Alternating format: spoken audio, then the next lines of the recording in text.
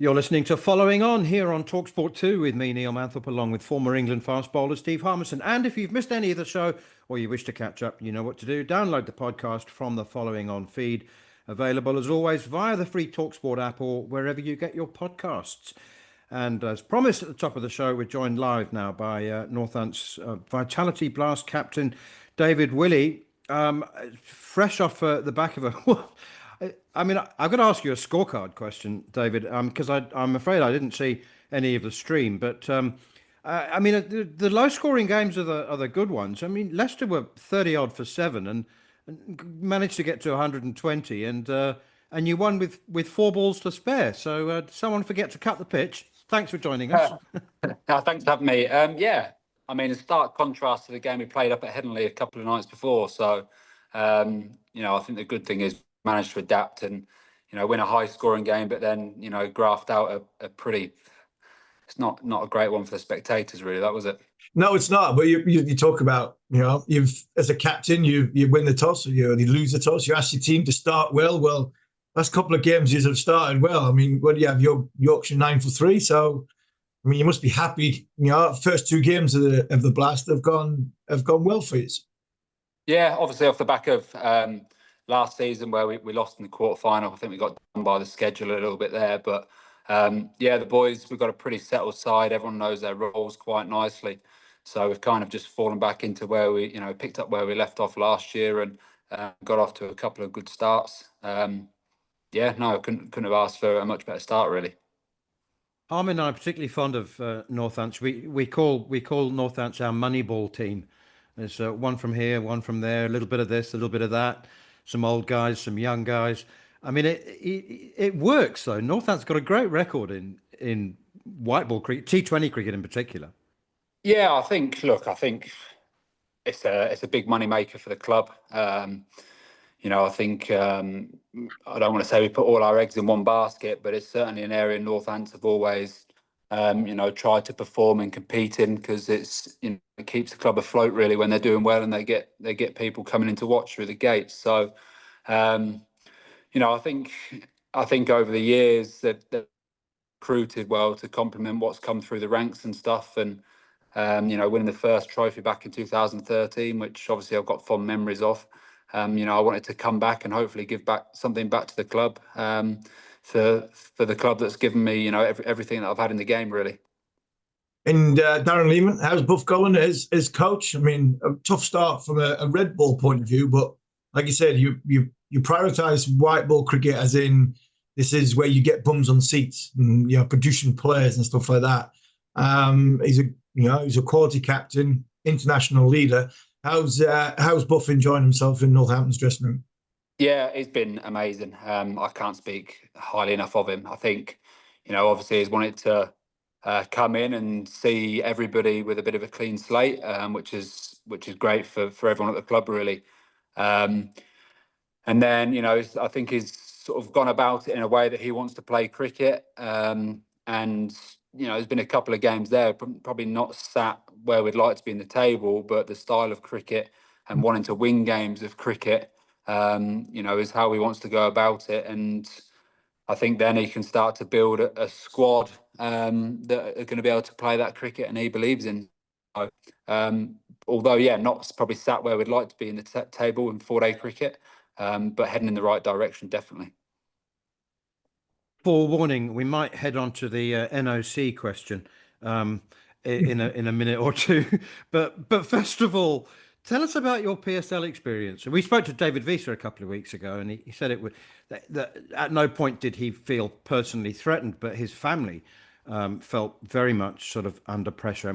Were you there when the tournament was suspended? Was it a hairy experience for you?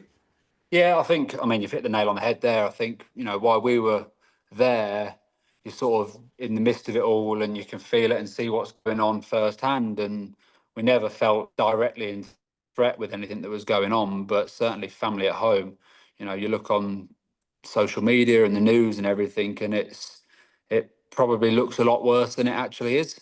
So, look, we're there to play cricket and don't want to get caught up in everything else that's going on there. So I think it was the right thing that we were, taken out of Pakistan and go home essentially. But I think that was the right decision at the time. But yeah, while we were there, we didn't feel in direct threat.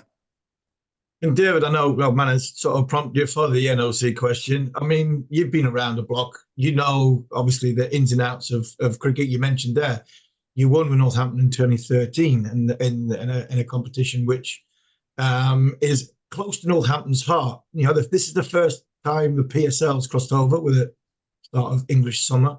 We've seen what happened with someone like James Vince having to leave Hampshire for what Hampshire give him and he give Hampshire. Does the NOC question have to be done on an individual basis and does common sense have to come into it, or where do you sit on that? Because I think some of the stuff I just don't think it's fair for, especially for players who have had that international career. Yeah, look, I mean, I won't sit on the fence here. I think how that was all, all that came about was ridiculous. And I think as a result, you've got people like James Vince, who's done so much for Hampshire, now not playing red ball cricket. Now, okay, they're trying to protect the English game and stuff, and I understand that. But at the same time, part of protecting the English game, players that help the next generation, keeping them around. So if you look at it more on an individual basis, you then, someone like James Vince, you say, yeah, you go, buddy, go. You've earned the right to go and play in these competitions, and at the back end of your career, make some money. And at the same time, you want him to then drop back in and bring all of his experience and stuff to the next generation of English cricket, which, hopefully as they come through, they go on to represent England and basically do the same thing. I think, changing subject, you could take it as a sort of backhanded compliment because of your success as a new ball bowler and your preeminence as a bowler that you were never really appreciated, and certainly in your England days, as an all-rounder, as the all-rounder that you are. And you're scoring runs, you're batting at 3 and 4. Is this it's just nirvana for you? It's just perfect territory. It's exactly and captaining the team. Yeah, look, I think my role as captain came about at a really good time when I was at Yorkshire. I'd probably fallen out of love with the game, and they gave me the captaincy, which really changed my focus from my performance things after that 2019 World Cup, where I wasn't sure what my direction was in the game anymore. So to have a focus on the wider group and trying to help everybody else was perfect time for me, and I've really enjoyed it. I think the journey through county cricket as a youngster can be challenging, and I think individuals put a lot of pressure on themselves. So I try and take that away and just try and play a brand of cricket that everyone enjoys in an environment that everyone wants to play in. And you did very, very well as an international cricketer. You've seen how England had a little struggle with, obviously, the back end of Jos Buttler's time. You've just seen like Harry Brooks started, the Brendan McCullum era. What have you made of the way England look now? I think probably across the board, because I don't think they look any different between red and white ball or what they're trying to be. Do you look back? Look, I wish I could have played at this time, because it actually, if anything, David, it probably suits you now than what it did before.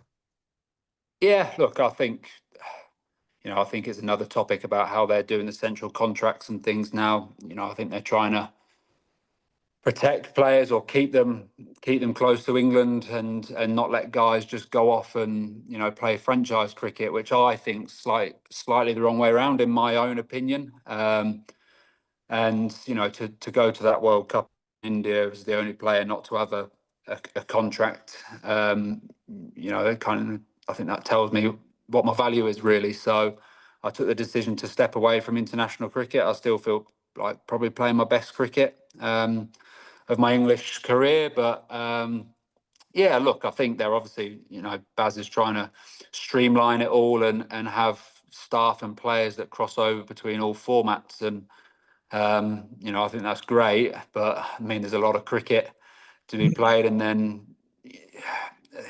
how long does that last? I mean, it's going to be tough on guys all year round to play in every single format. So yeah, look, I'd love to still be playing cricket for England. I still like I'd be good enough to play at that level, but the way things panned out, it was the right decision for me to make the decision. 35 isn't what it used to be. I mean, 35, people used to think, oh, he's coming to the end, but strength and conditioning is a bit of a different science these days. And yeah, I mean, you could carry on for I don't know, as long as you want, really. What does the future hold? How much do you plan the future? I mean, Buff Darren Lehman has said he'd love you to play red ball cricket for Northants again.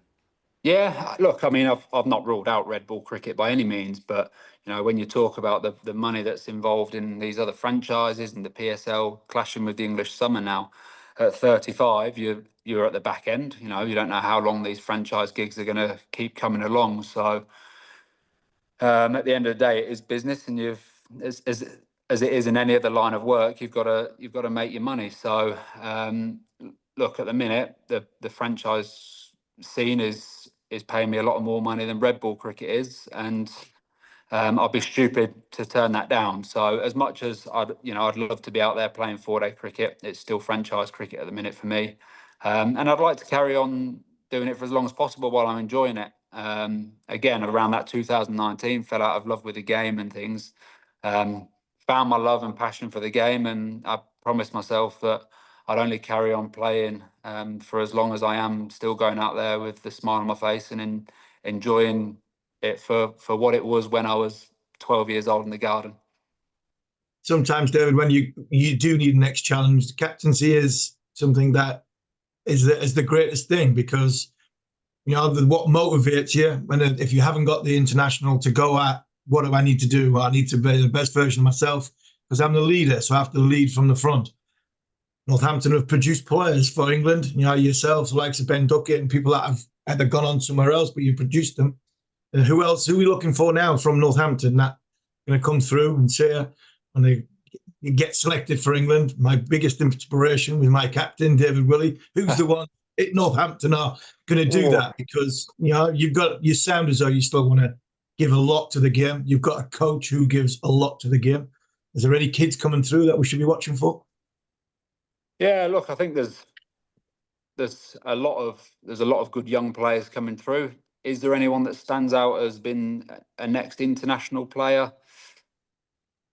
Probably not immediately, if I'm being brutally honest. There's a guy called Justin Broad who I think is as good a player. I mean, he scored runs up at Henley. We bumped him up to 3 when spin just came on. I think he's as good a player of spin as I've seen. So whether there's something there for the subcontinent tours or something potentially, but again, that his skill set there, as Northants go into the latter stage of the season with Chahal come in and they produce turning pitches, he's going to be a big player for us. And Save Zabe, he's got his first call up into the 100 as well. He's a very, very talented player, and there's always this conversation: do these guys need to move to a host county to get into the 100? So it's nice to see that he's been given recognition for his consistent performances. Finally, David, people talk about the IPL's intensity of travel, the schedule, and it's hard work. It's not just bowling 4 overs or batting 20. How does the Vitality Blast? How does the Blast compare, sort of schedule wise? And I mean, a lot of motorway time between games, I suppose. How does that compare to the PSL? And I mean, is it a factor in finally getting to final today? Look, I think the Blast in terms of the travel is a breeze in comparison to a lot of the other competitions. The flights and constant, packing up, getting all your bags out, getting on an airplane, the time at either end that you're at an airport, like it saps you. And typically you're not finishing games until close to midnight, so you end up almost being nocturnal, and you come back and you're almost out of sync, and it takes you a little while to readjust and recalibrate back to normal life. So I think those particularly the PSL and IPL are particularly difficult from actually an off-field perspective. So yeah, the Blast, I mean, jumping on the bus and going up the motorway, I actually really enjoy it. You hear the guys that are obviously doing it day in, day out get pretty tired of it, but when you compare it to flights constantly, I'm very happy to jump on a bus.